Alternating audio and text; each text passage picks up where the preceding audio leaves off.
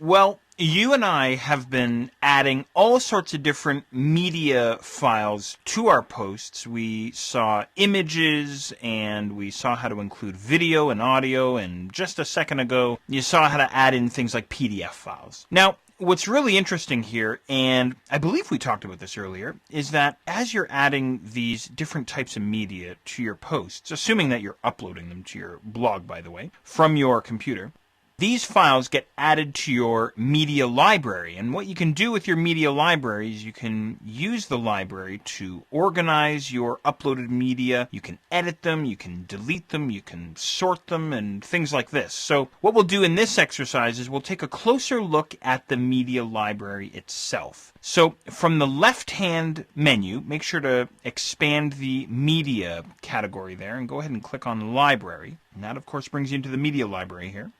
And what we see here, and we saw this earlier, is a list of all of our uploaded media.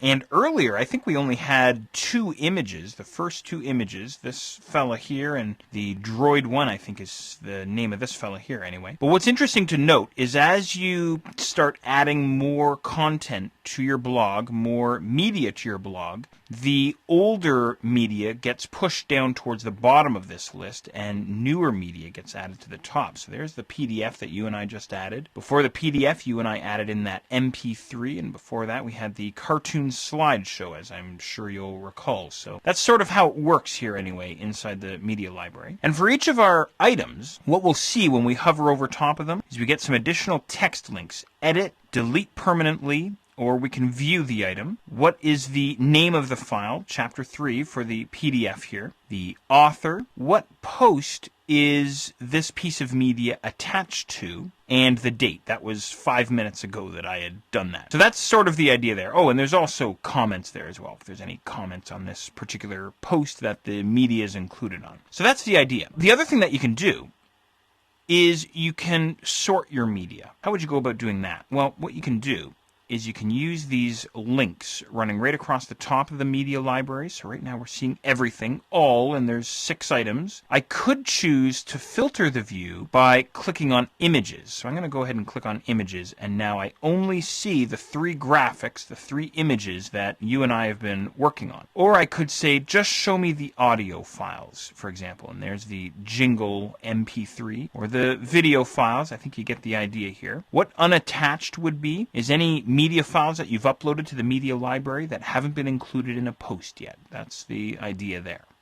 In any regard here, I'll go back to all so we can see all of our media files. The other thing that I should mention as well is we have these checkboxes here beside each of our media files here. And what I can do is I can mark off some of these images here, or some of these media types, really, I should say. They're not all images. And I can use this bulk actions drop-down menu. And really, the only command, the only option that I have underneath bulk actions is delete permanently. So what I can do is I can delete some of the media files that you and I have uploaded on a permanent basis. Now, the important thing to know is that when you go and delete something, you permanently delete something, not only is it completely removed from the media library, in other words, if you accidentally delete something, you're going to have to re-upload it, but the other thing too is that if the particular piece of media is being used in a blog post and you delete it, then of course what's going to happen is the content would still want to reside inside the post, so we're going to wind up with a broken link, right? So just watch out for that. Okay, so I hope all this is making sense for you. It's fairly straightforward stuff. I want to show you one more quick thing here. I'm going to go and find one of my images. It doesn't really matter which image. I'll use the